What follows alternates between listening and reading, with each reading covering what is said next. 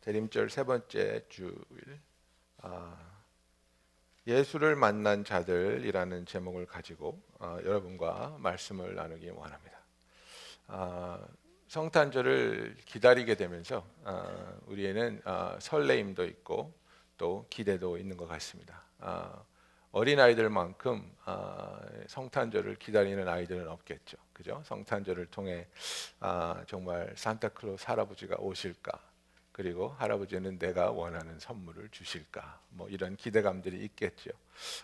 또한 그 성탄절 이런 명절들을 통해서 여러분 우리 성인들이 느끼는 것은 무엇입니까?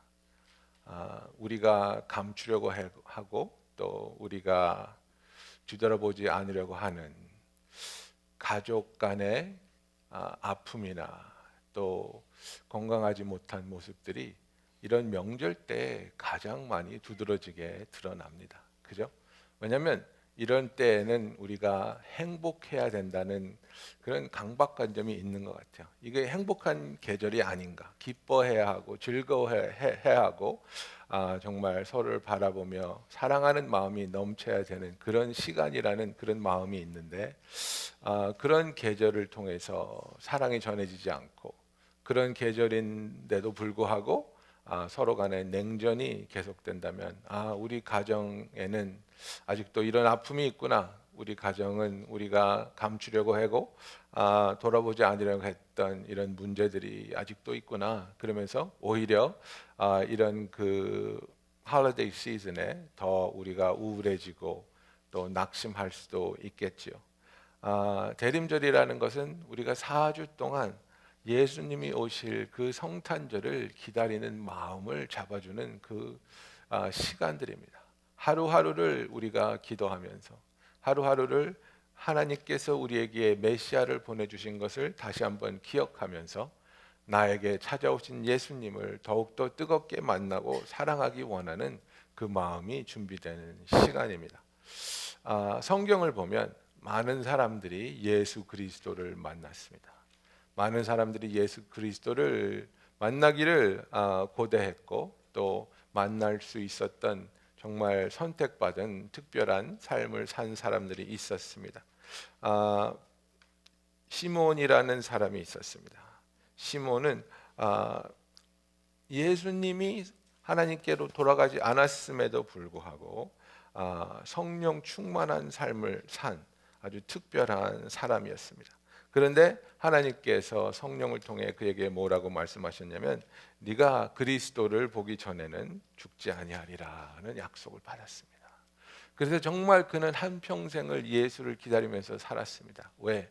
예수가 오실 때 민족의 백성의 염원인 메시아가 와서 자기들에게 자유를 주고 자기들을 구원해 주실 것을 기대하고 바랬기 때문입니다. 그래서 시몬이 아기 예수를 만나서 아기 예수를 끌어안고 하나님께 찬양 드리며 하나님께서 드디어 약속을 이루어 주셨군요. 하나님께서 드디어 이 늙은 종을 풀어 주시는군요 하면서 감격하는 모습을 우리는 누가복음 2장에서 볼 수 있습니다. 그런데 제가 오늘 여러분과 이야기를 나누고 싶은 곳은 예수님의 탄생의 시점에서 보는 것이 아니라 예수님의 마지막 날들에 예수를 만났던 사람들의 얘기를 좀 해보려고 합니다. 그래서 이 사람들도 정말 그 예수라는 하나님의 아들인 메시아를 만날 수 있는 특권이 있었는데 그러나 그들은 그 만난 예수를 통해서 삶이 어떻게 바뀌었을까? 그리고 삶이 바뀌지 않았다면 무엇이 그들을 가로막았을까? 이 이야기를 여러분과 한번 하기 원합니다. 예수님께서 십자가에 못 박혀 죽으신 그 장면을 본 사람이 있는데 바로 로마의 백부장이었습니다. 그래서 마가복음 15장 33절에 보면 제6시가 되매 온 땅에 어둠이 임하여 제9시까지 계속하더니 제9시에 예수께서 크게 소리 지르시되 엘리 엘리 라마 사박다니 하시니 이를 번역하면 나의 하나님 어찌하여 나를 버리셨나이까 하는 뜻이라. 곁에 섰던 자 중 어떤 이들이 듣고 이르되 보라 엘리야를 부른다 하고 한 사람이 달려가서 해면에 신 포도주를 적시어 갈대에 꿰어 마시게 하고 이르되 가만두어라, 엘리야가 와서 그를 구원하나 보자 하더라. 예수께서 큰 소리를 지르시고 숨지시니라. 이에 성소 휘장이 위로부터 아래까지 찢어져 둘이 되니라. 예수를 향하여 섰던 백부장이 그렇게 숨지심을 보고 이르되 이 사람은 진실로 하나님의 아들이었도다 하더라 그랬습니다. 이 백부장은 로마의 충성을 맹세한, 그래서 로마의 군인으로서 아마도 많은 험악한 일을 한, 우리의 기준으로 봐도 정말 손에 피가 많이 묻은 그런 사람이었겠죠. 그런데 그 예수를 알지도 못하던 이 로마 병정이 예수가 십자가에 매달려 돌아가시는 그 과정을 다 지켜본 후에 그가 한 고백은 무엇이었습니까? 이 사람은 진실로 하나님의 아들이었도다라고 말하고 있습니다. 예수를 만나서 예수를 바라본 그 로마 백부장의 마음에는 이 사람이 정말 하나님의 아들이었구나라는 놀라운 깨달음이 주어진 것입니다. 오늘 또 다른 사람이 있는데 이 사람은 구레네의 시몬이라는 사람입니다. 구레네의 시몬이라는 이 사람은 아프리카에서 유월절을 위해서 이스라엘로 예루살렘으로 왔다가 엄청난 일을 당하게 됩니다. 로마 군인들에게 핍박을 당하셨죠. 예수님께서 자색 옷을 입힘을 당하시고 가시관을 엮어 씌우고 침 뱉고 갈대로 머리를 치고 그를 채찍질로 예수님을 핍박한 로마 병정들이 이제 예수를 십자가에 못 박으려고 십자가를 지워서 골고다 언덕을 올라가게 하는데 예수님이 너무나 큰 고통 때문에 이 언덕을 올라가지 못하시는 겁니다. 자꾸 넘어지시는 겁니다. 그래서 마가복음 15장 21절에 보면 마침 알렉산더와 루포의 아버지인 구레네 사람 시몬이 시골로부터 와서 지나가는데 그들이 그를 억지로 같이 가게 하여 예수의 십자가를 지우고 예수를 끌고 골고다라고 하는 곳에 이르러 무략을 탄 포도주를 주었으나 예수께서 받지 아니하시니라. 십자가에 못 박고 그 옷을 나눌 새에 누가 그것을 가질까 하여 제비를 뽑더라 이렇게 말하고 있습니다. 구레네에서 온 시몬, 사이먼 업 사이린이 지나가다가 엉겁결에 로마 군사의 강압적인 요구에 의해서 예수님의 십자가를 대신 지고 가게 되었습니다. 얼마나 분통이 터지고 억울한 일이었겠습니까? 내가 왜 이 십자가를 져야 하나? 내가 왜 이 죄인 대신 이 무거운 형틀을 들고 가야 하나? 그러나 그 나라를 통치하고 있는 로마 병정들의 그 횡포에 이길 힘이 없었기 때문에 그는 그것을 지고 갔습니다. 그러나 그 십자가를 지고 가면서 이 시몬은 예수님을 만났습니다. 예수님을 보았습니다. 예수님이 십자가에 어떻게 돌아가시는지를 지켜보았겠죠. 우리에게 성경에서 몇 가지 힌트를 주는데 마가복음 15장 21절에 알렉산더와 루포의 아버지라고 말합니다. 시몬의 자식의 이름들이 알렉산더와 루포라는 것을 말합니다. 사도 바울이 로마서를 썼는데 로마서 16장 13절에 보면 이런 얘기를 합니다. 주 안에서 택하심을 입은 루포와 그의 어머니에게 문안하라. 그의 어머니는 곧 내 어머니니라 라고 말합니다. 루포가 시몬의 아들인 루포, 그리고 시몬의 부인이었던 그의 어머니가 신앙을 지키고 있었던 것을, 신앙을 가지고 있었던 것을 볼 수 있습니다. 사도행전 13장 1절에 보면 안디옥 교회에 선지자들과 교사들이 있으니 곧 바나바와 니게르라 하는 시몬이 있었다고 말하고 있습니다. 사이먼 더 나이저, 이 나이저라는 얘기는 니게르는 바로 검다는 얘기입니다. 흑인이라는 얘기입니다. 아프리카에서 온 사람들을 칭하는 말입니다. 구레네 시몬이 바로 교회에서 이렇게 섬김을 감당하고 있는 하나님의 사람이 되어 있는 것을 볼 수 있습니다. 이 사람은 잠깐의 만남이었습니다.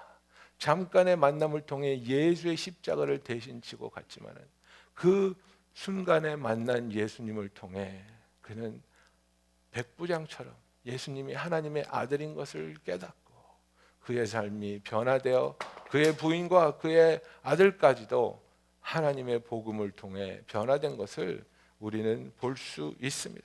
이렇게 예수님을 제대로 만나면 우리의 삶이 바뀝니다. 예수님을 만나게 된 우리들에게는 나를 위해 예수님을 사용하려는 삶이 아니라 우리의 삶이 예수님을 위해 쓰임받기 원하는, 그래서 예수님이 나를 불러주시고 초청해 주시고 함께 하시며 우리와 함께 그분의 귀한 사역에 동역자로 일하실 때 우리는 무한한 기쁨과 감격을 누리게 되는 겁니다.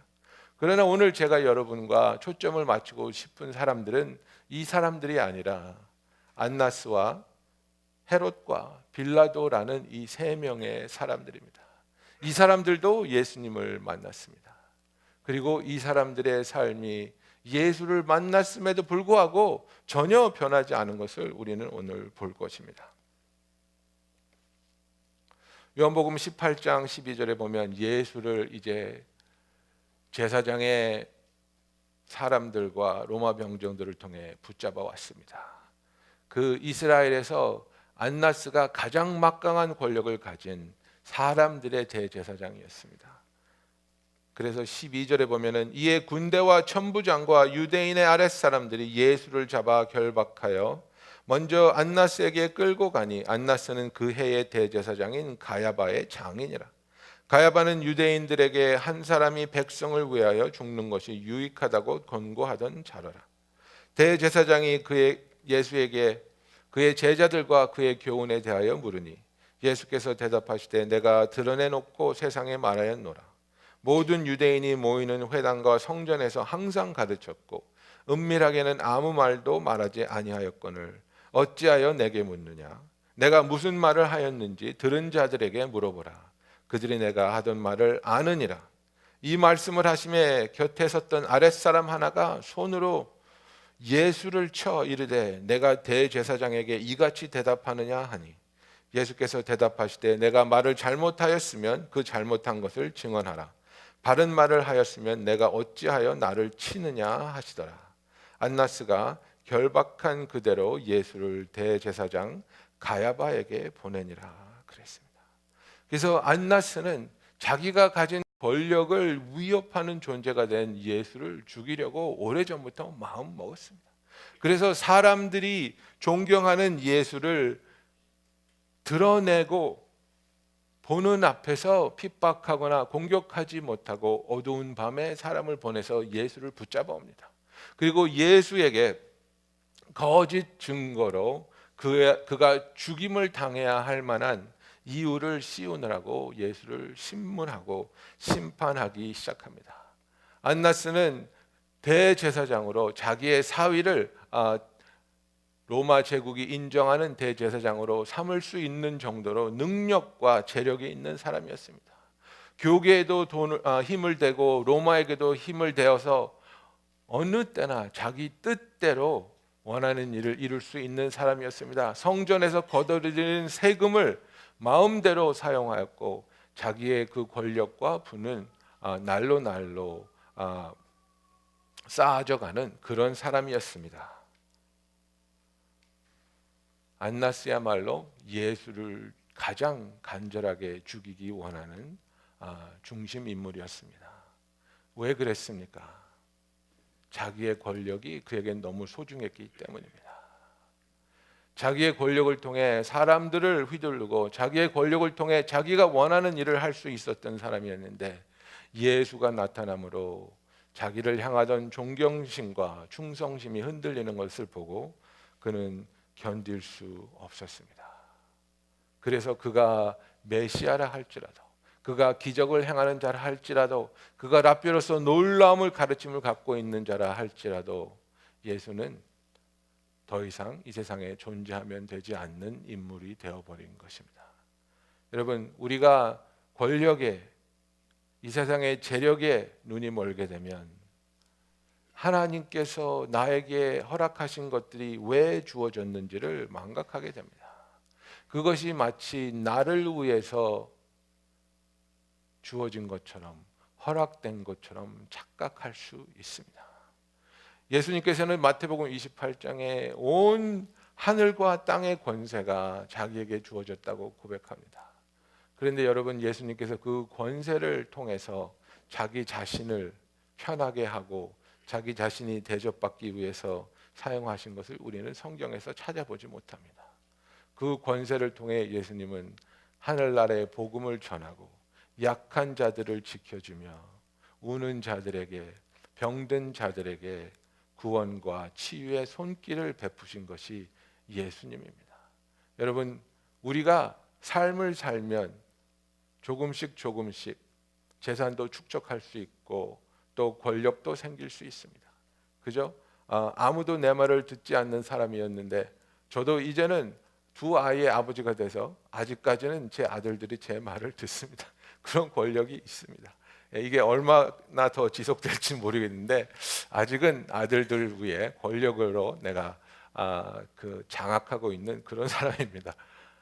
우리들에게 이런 기회들이 옵니다. 섬김의 자리도 있고 또 내가 가지고 있는 사업이나 또 내가 속해 있는 모임 속에서 어떤 권력과 부귀영화를 축적할 수 있지요. 그런데 하나님께서 그런 것들을 허락하실 때 과연 그런 것들을 통해서 나를 높이고 내가 즐기라고 주셨을까? 아니면 그 자리와 그 능력을 통해서 내가 더 하나님의 나라의 일을 위해서 섬기라고 주셨을까? 안나스는 이것을 잘못 생각했습니다. 이 모든 것이 자기를 위한 것이라고 착각하였습니다. 이스라엘의 백성들을 휘어잡고 자기 뜻대로 모든 것을 결정하면서 모든 사람들이 자기를 위해서 존재해야 된다고 착각하였고 자기의 그 존재에 굴림에 도움이 되지 않는 예수를 안나스는 죽이기로 결정하는 것입니다. 예수의 가르침을 가장 면밀하게 뜯어 헤치고 예수를 직면하여 대면하며 대화를 했음에도 불구하고 안나스의 마음에는, 안나스의 삶에는 아무런 변화도 찾아오지 않았습니다. 자기가 왕이며 자기가 군림해야 된다는 우상이 그의 마음속에 너무나도 강력하게 자리 잡고 있었기 때문입니다. 두 번째 우리가 만나야 될 사람은 헤롯 왕입니다. 빌라도가 도대체 예수를 어떻게 판결을 내려야 될지 몰랐습니다.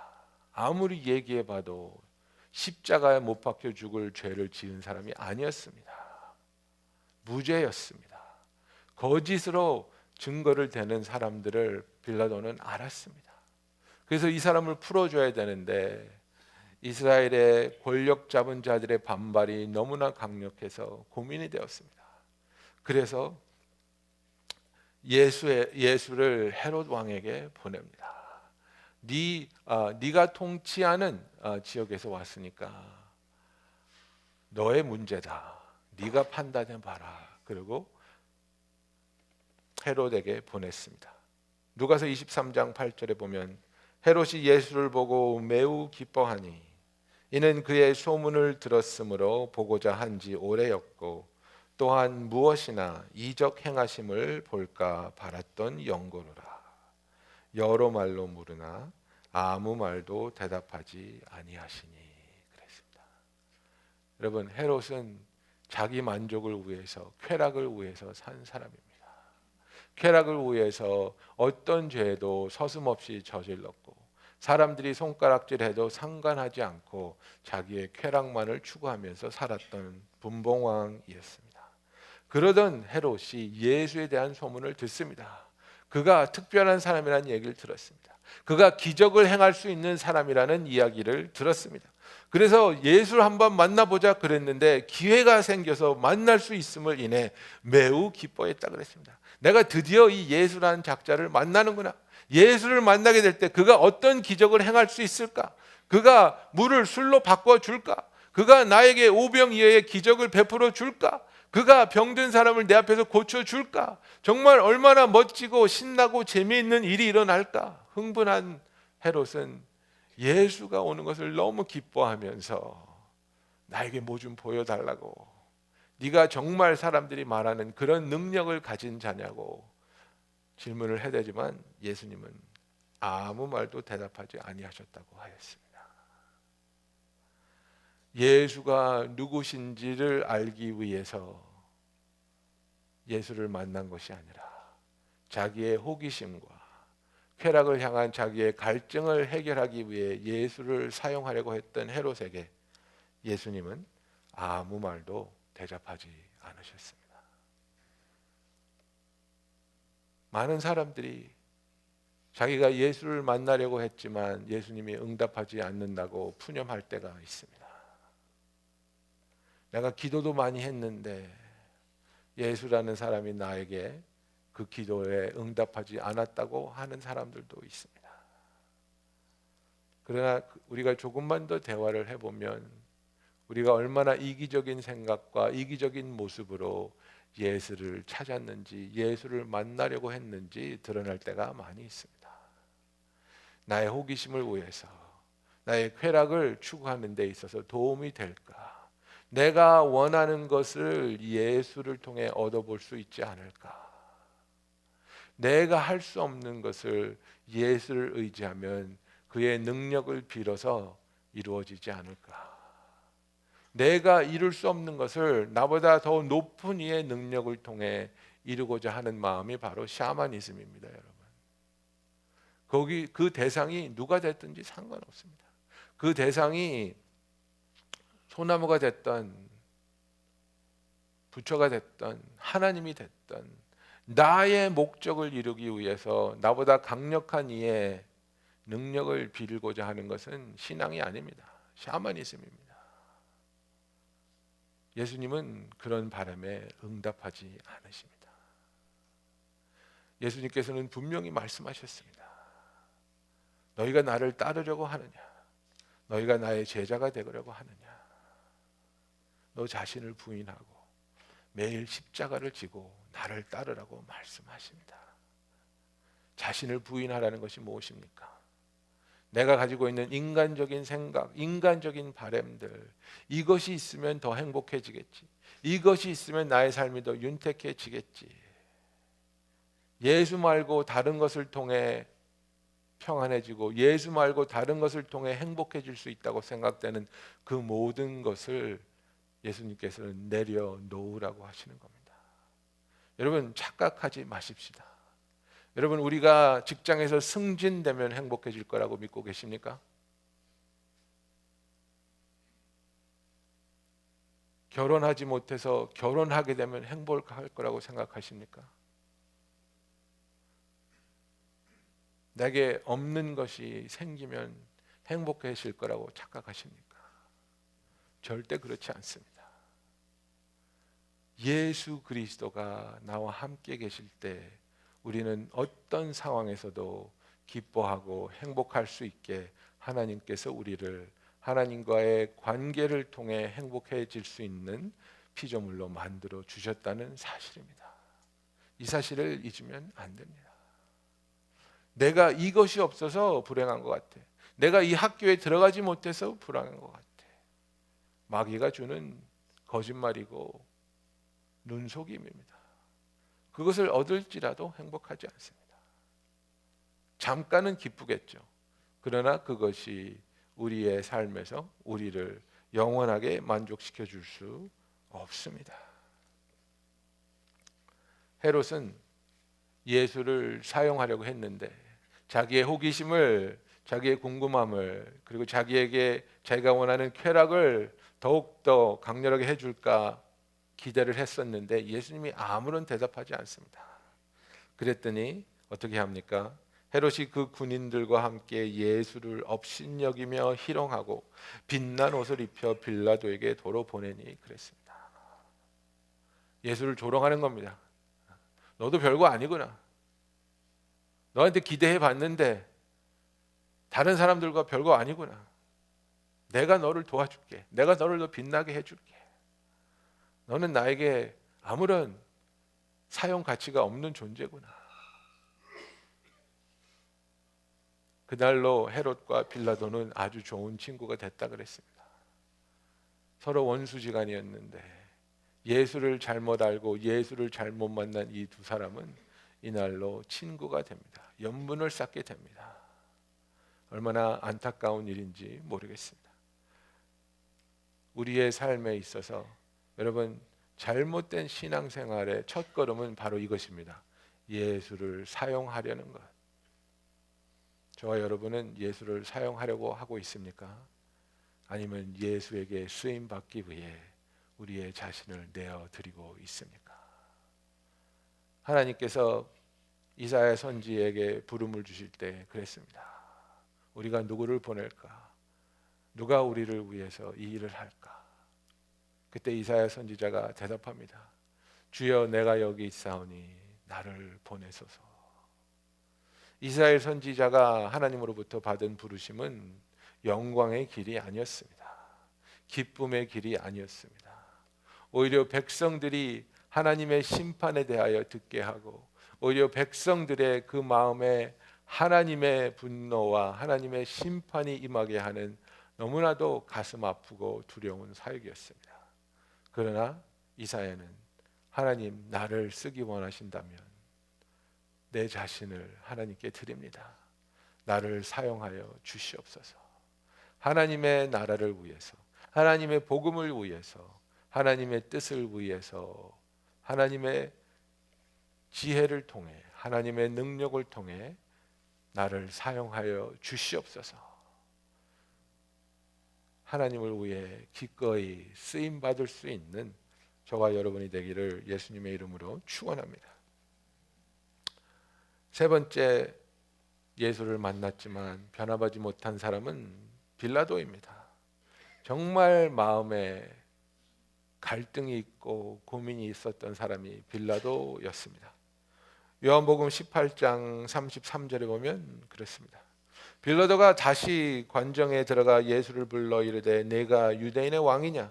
예수께서 대답하시되 이는 네가 스스로 하는 말이냐? 다른 사람들이 내게 대하여 내게 한 말이냐? 빌라도가 대답하되 내가 유대인이냐? 내 나라 사람과 대제사장들이 너를 내게 넘겼으니 내가 무엇을 하였느냐? 예수께서 대답하시되 내 나라는 이 세상에 속한 것이 아니니라. 만일 내 나라가 이 세상에 속한 것이었다면 내 종들이 싸워 나로 유대인들에게 넘겨지지 않게 하였으리라. 이제 내 나라는 여기에 속한 것이 아니니라.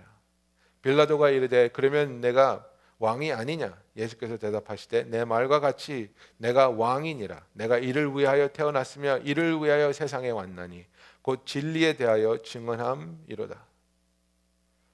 무릇 진리에 속한 자는 내 음성을 듣느니라 하신대 빌라도가 이르되 진리가 무엇이냐 하더라. 정말 예수님과 깊은 심도 깊은 대화까지 한 것을 볼 수 있습니다. 예수님이 진리에 대해서 말씀해 주시고 예수님이 자기의 나라에 대해서 자기의 목적에 대해서 말씀해 주실 때 빌라도가 정말 의미 있는 질문을 합니다. 진리가 무엇이냐? 이 베리타스가 무엇이냐고 물어보고 있습니다.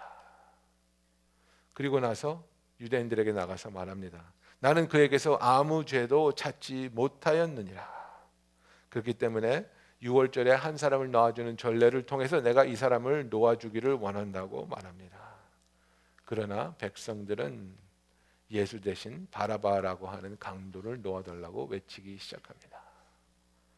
여러분, 빌라도는 진리가 무엇인지를 알기 원하는 자였지만 진리대로 살 줄 아는 용기가 없었던 사람입니다. 다른 사람에게 인정받는 것이 그에게는 더 중요한 일이었고 진리보다는 자기 주위 사람들에게 인정받고 자기 주위 사람들에게 기뻐하는 일을 함으로써 자기가 가진 것이 흔들리지 않기를 원하는 나약한 사람이었습니다. 여러분, 무엇이 우리를 신앙생활에서 흔들리게 합니까? 하나님께서 우리에게 말씀하실 때, 진리를 보여주실 때 그 진리의 순종으로 선택하지 못하는 두려움입니다. 우리가 가진 두려움 때문에 진리를 알면서도 외면할 때, 진리가 무엇인지 알면서 진리대로 살지 못할 때 우리의 신앙은 식어지고 병약하게 되는 것입니다. 빌라도가 그랬습니다. 예수님과 진리에 대한 정말 깊은 대화를 나누고도 그는 진리를 위해서 살지 못하고 자기 자신의 자리를 지키기 위해서 백성들에게 좋은 평판을 듣기 위한 선택을 하는 것을 우리는 볼 수 있습니다. 그가 고민하다가 누가복음 23장 13절에 이렇게 말합니다. 빌라도가 대제사장들과 관리들과 백성들을 불러 모으고 이르되 너희가 이 사람이 백성을 미혹하는 자라 하여 내게 끌고 왔도다. 보라, 내가 너희 앞에서 신문하였으되 너희가 고발하는 일에 대하여 이 사람에게서 죄를 찾지 못하였고 헤롯이 또한 그렇게 하여 그를 우리에게 도로 보내었도다. 보라, 그가 행한 일에는 죽일 일이 없느니라. 그죠? 자기가 정말 심각하게 세밀하게 조사해 봤지만 죄를 짓지 않았다는 겁니다.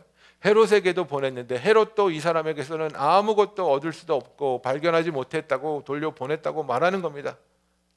하지만 죽을 죄를 짓지 않았지만 너희들이 이 사람을 그렇게 미워하니까 내가 때려는 줄게, 이겁니다. 죄는 없지만 내가 때려는 줄게. 너희들이 말하는 죽을 죄는 짓지 않았지만 그래도 어느 정도 너희들을 달래주기 위해서 내가 때려줄게. 여러분, 이게 때린다는 게 우리가 미운 사람 한 대 쥐어박는 그런 때려주는 게 아닙니다. 그 채찍을 맞으면 사람 구실하지 못하는 엄청난 그 매질을 말하고 있습니다. 내가 이 사람을 죽이지는 않겠지만 너희들이 기뻐할 수 있도록 반병신을 만들어 줄게. 그걸로 만족할 수 없겠니? 너무나도 비굴한 모습으로 지금 이스라엘 대제사장들과 백성들과 흥정을 하고자 하는 겁니다. 자기의 그 조그마한 양심은 지켜보려고 죄인이 아닌 사람을 죽이기는 너무나 괴로우니까 그 대신 우리 타협하자.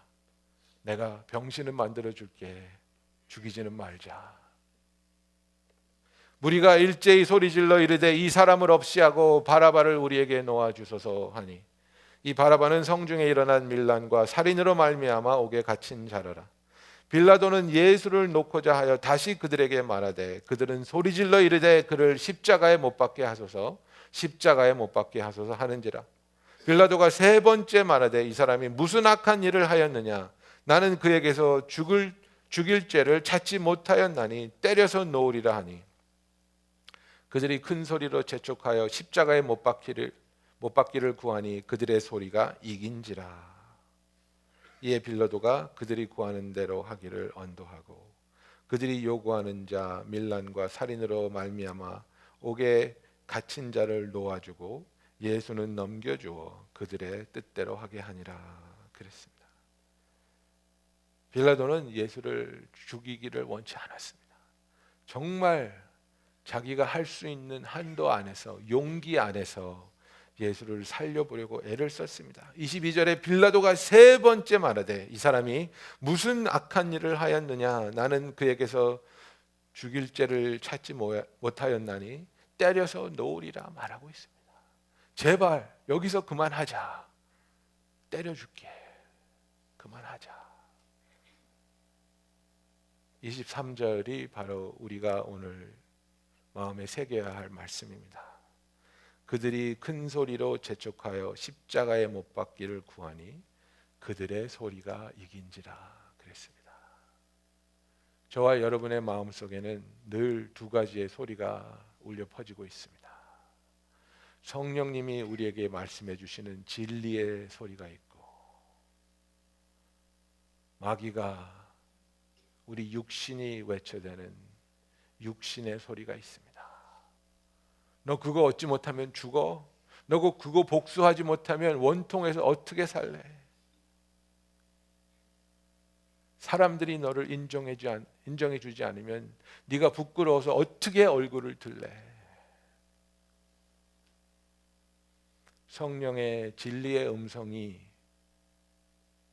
우리의 마음속에서 승리하는 신앙생활을 하고 있습니까?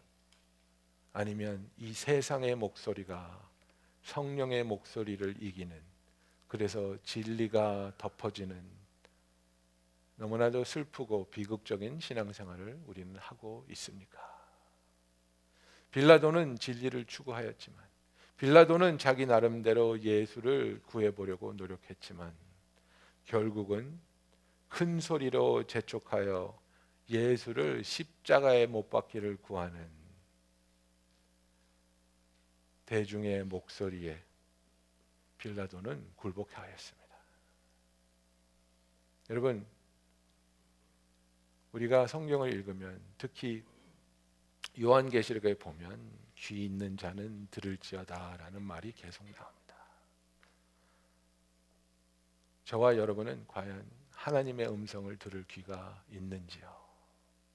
하나님의 음성을 들을 때 그것이 두렵고 떨리는 말이라 할지라도, 그것이 이 세상이 돌아가는 일과 반대되는 음성이라 할지라도, 그것을 순종함으로 인해 오히려 나에게 불이익과 희생이 강요된다 할지라도 저와 여러분은 진리의 목소리에 귀 기울일 수 있고, 악인의 목소리가 이기는 것이 아니라 성령의 진리가 늘 우리의 마음속에서 승리하는 참된 신앙을 가진 저와 여러분이 되기를 예수님의 이름으로 축원합니다.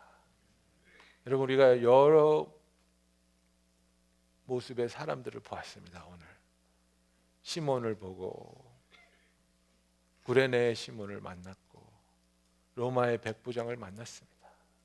이들은 짧은 만남이었지만 예수를 통해 삶이 온전히 바뀌었습니다. 그들의 삶을 하나님의 쓰임을 위해서 드리기 원하는 모습을 우리는 발견할 수 있었습니다. 그러나 안나스와 헤롯과 빌라도는 예수를 만났음에도 불구하고 자기들의 고집과 자기들의 욕망과 자기들의 두려움을 내려놓지 못했기 때문에 예수와 대면하며 심도 있는 대화를 했음에도 불구하고 그들의 삶에 아무런 변화도 찾아오지 않았습니다. 성탄절을 기다린다는 우리들, 예수를 더욱더 가깝게 뜨겁게 만나기 원하는 우리는 예수를 통해서 어떤 일이 일어나기를 원하고 있습니까? 예수를 만나는 것이 정말 중요한 일이지만 안나스와 헤롯과 빌라도처럼 잘못된 생각과 잘못된 모습을 가졌을 때에는 예수를 만나도 아무런 소용이 없습니다. 그러나 우리가 정말 하나님은 누구시고 예수는 누구신가? 그는 정말 나를 사랑하시고 나를 위해서 십자가에 매달려 죽으셨는가? 그분과의 관계를 맺는다는 것이, 하나님의 자녀가 된다는 것이 나에게는 어떤 의미이고 예수의 제자로 산다는 것이 나에게는 어떤 모습일까? 진실한 마음으로 이런 질문을 하나님 앞에 가지고 나와 하나님의 응답을 들으며 예수를 만나게 될 때 저와 여러분의 삶에 놀라운 변화와 놀라운 성화가 계속해서 일어나기를 예수님의 이름으로 축원합니다. 기도하겠습니다.